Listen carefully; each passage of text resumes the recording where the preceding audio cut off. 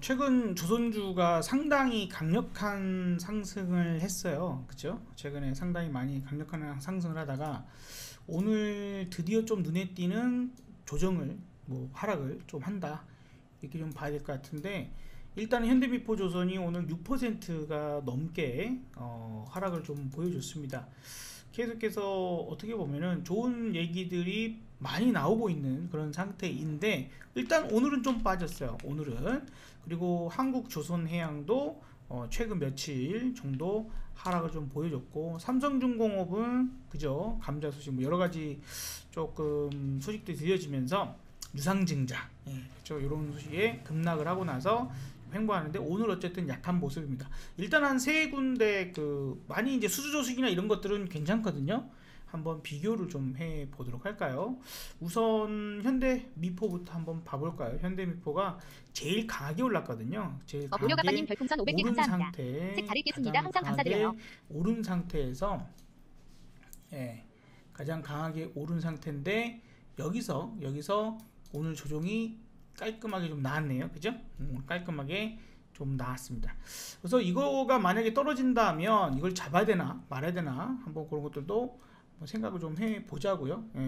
자, 실적 개선 좋아. 실적 개선 좋다. 그래서 2021년 매출이 2조 9천억, 영업이익은 890억이 전망이 된다. 1분기 공사 손실 충당금 등이 줄면서 전분기 대비 흑자 전환에 성공. 그리고 이제 수주가 좀 계속해서 이어져 가고 있는 상황이다 보니까 상당히 그런 부분이 긍정적이라고 볼 수 있겠죠. 그죠? 긍정적이라고 볼 수 있을 것 같습니다. 그래서 4월까지 지금 이렇게 사실 수주를 많이 받으면 많이 받을수록 좋아요. 그리고 우리나라 조선사들은 지금 중국이나 일본이 어쨌든 경쟁이면 지금 좀 특수선들, 그래서 부가가치가 높은 그런 선박들의 수주가 이어지고 있기 때문에 상당히 좋죠. 현대미포조선 같은 경우도 LPG선을 중심으로 한 수주, 요게 계속해서 호조이고, 앞으로도 이쪽이 늘어날 가능성이 매우 높다, 이렇게 봐야 되겠습니다. 그래서 오늘 5월 27일인데 오늘 5월 27일 지금 조선주들에 대한 이제 리포트들이 좀 하나증권을 통해서 좀 나왔네요. 그래서 앞으로 조선주는 이제 사이클에 들어갔다라고 저는 생각을 해요. 사이클에 들어갔다. 자, 그 다음에 다음 삼성중공업, 적자는 불가피해. 어차피 악재인 거 알잖아. 안 좋은 건 알지. 이제 이런 부분인데요. 불확실성은 해소됐어. 어차피 할 거 하고 얻어맞을 거 얻어맞고 했으니까 적자인데 매출이 약 6조 9천억. 규모가 좀 확실히 좀 적죠. 현대미포보다. 영업적자가 7,340억으로 전망된다. 유상증자가 발표됐기 때문에 그래서 일단 불확실성은 해소가 된 거다. 1조 원 규모 유상증자 발표로 지분 희석은 불가피하다.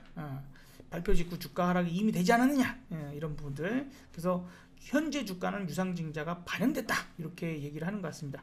적자 지속되는 리스크가 여전하다. 근데 우리가 이제 생각해야 될 것 중에 하나는 그거예요.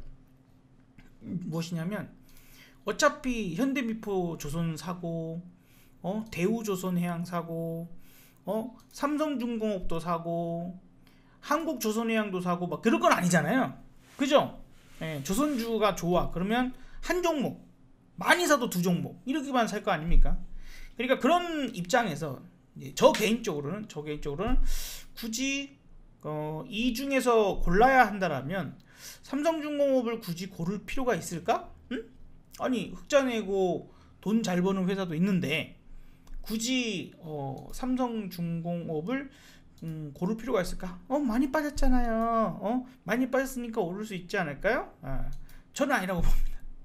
전 별로, 내 개인적으로는 별로 삼성중공업은 그다지 선호하지 않는 게 좀 좋을 것 같습니다. 일단은 수주 소식이 계속 들어와서 정말 그 평균을 완벽하게 넘어서 버릴 수 있다면 모를까, 그렇지 않다라면 조금 힘들지 않을까 싶고요. 자, 한국조선해양은 이제 얼마 전부터 조정을 조금씩 받기 시작을 했어요. 그래서 16만 3천 원까지 찍고 지금 한 보름 정도 조정이 들어오고 있는 상태이고, 조금만 더 빠진다면 매력적인 구간에 들어오지 않을까. 최소한 반등을 위한 상승이 터닝도 나올 수 있지 않을까. 근데 그거는 아마 그렇게 되면 모든 조선 업종 종목들이 대다수가 돌아설 겁니다. 돌아설 겁니다.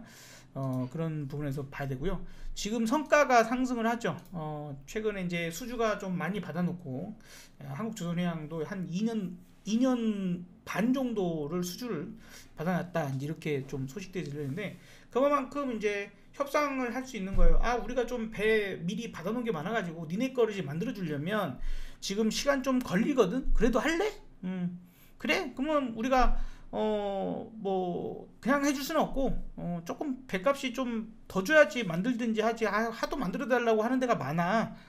좀 지금 예를 들어서 300억이다 그러면, 야 그럼 300억 내고 지금 배 만들래? 아니면 300억 갖고 나 하기 싫은데 400억 줘라? 그러면 이렇게 칼자루를 좀 쥐고 있는 그런 상황이라고 좀 봐야 될 것 같아요.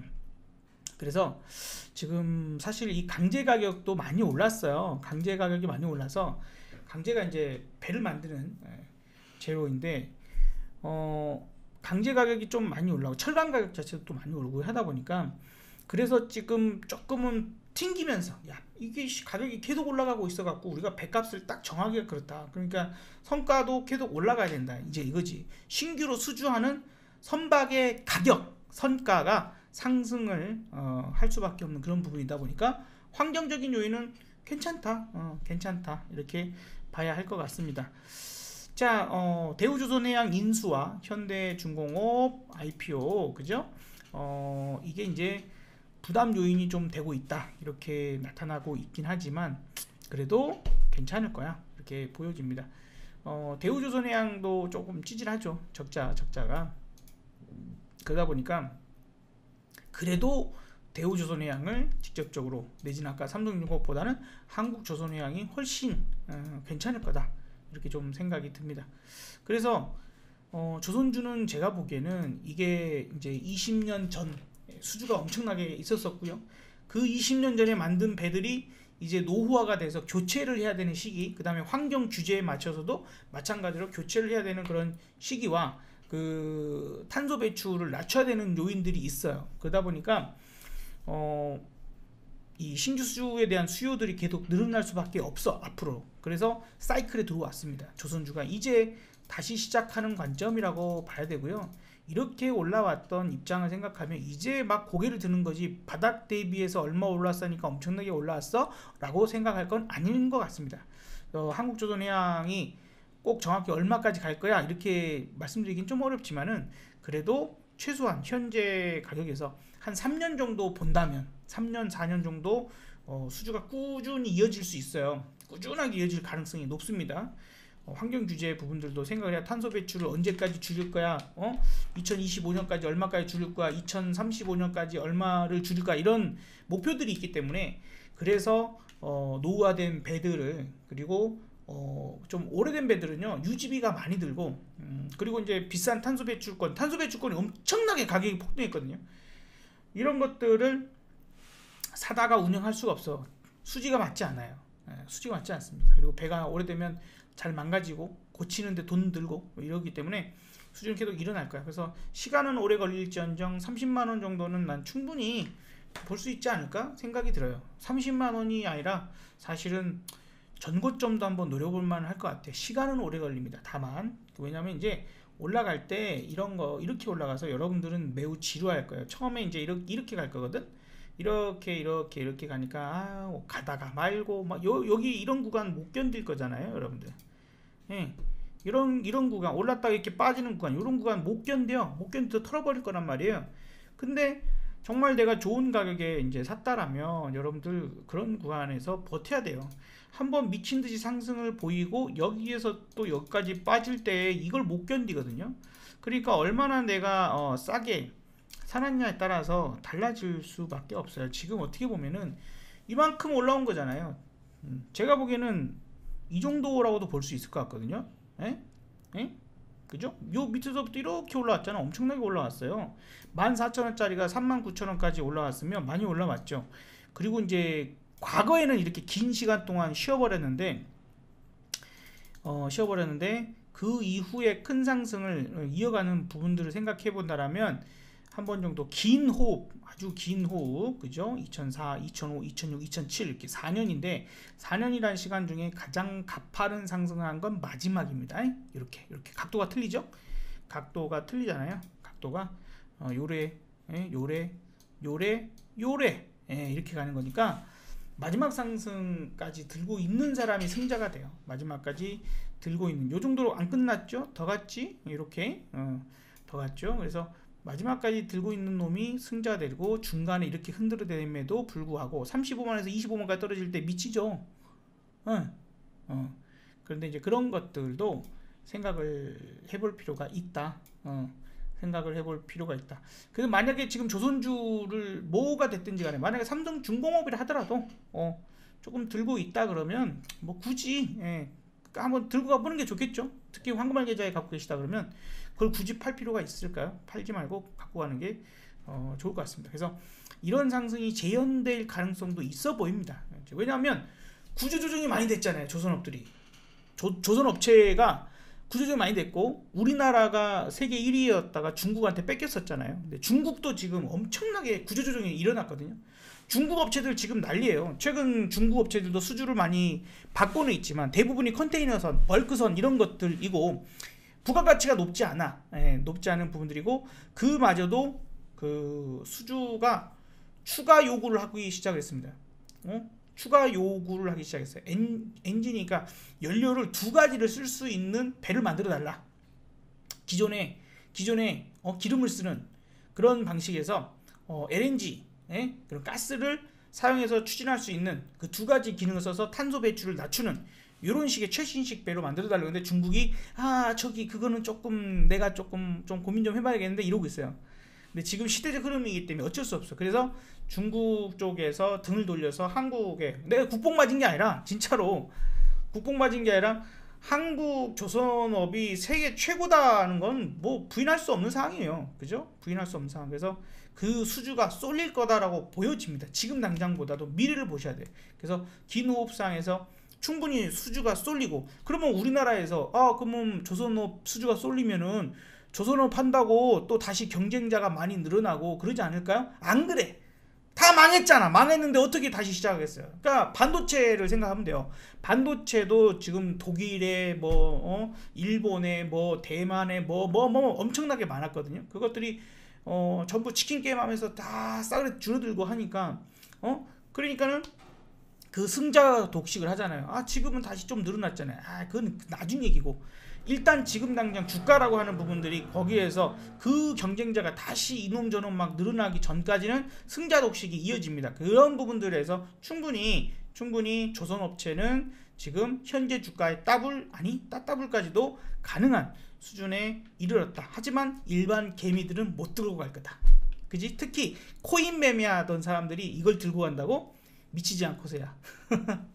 슈퍼개미는 아무나 되는 게 아니에요. 그래서 슈퍼개미는 그래서 아무나 되는 게 아니다 하는 것도 말씀드리고 싶은 그런 내용입니다.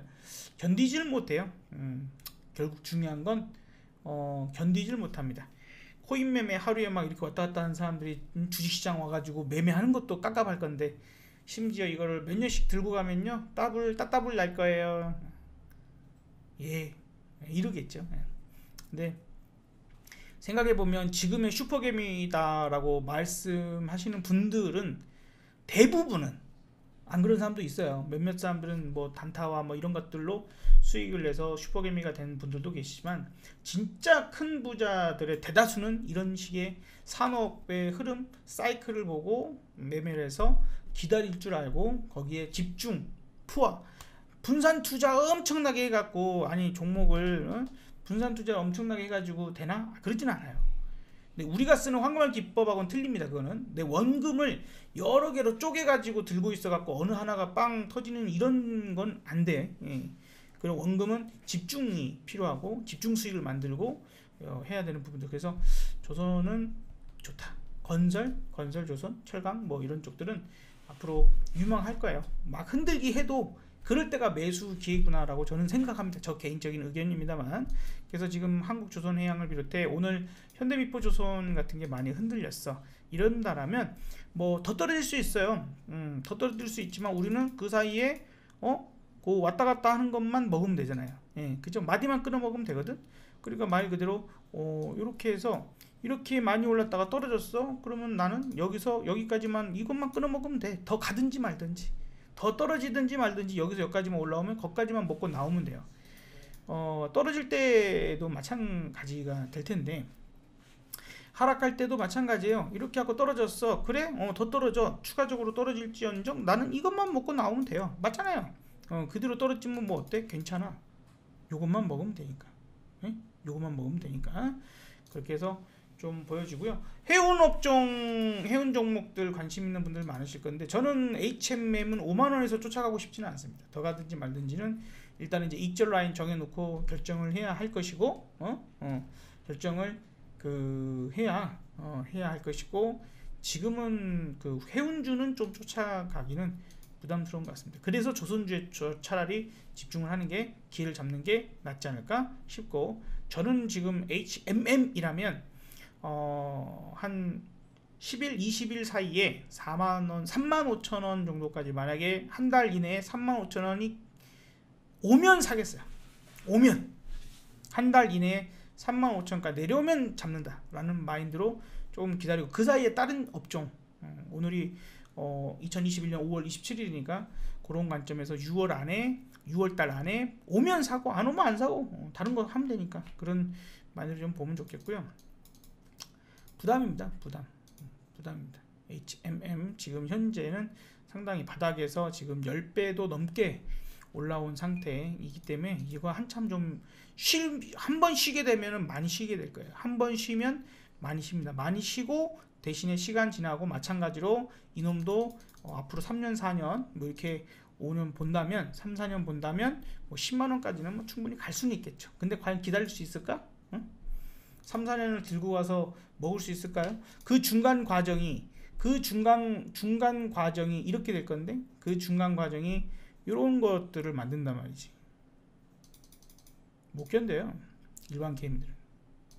요게 아무리 내가 이거를 5만원에 샀어도 이놈이 10만원 갔다가 6만원 7만원이 깨져버리는 이런 상황이 와버리면 못 견뎌요. 못 견디고 던진다고요. 그쵸?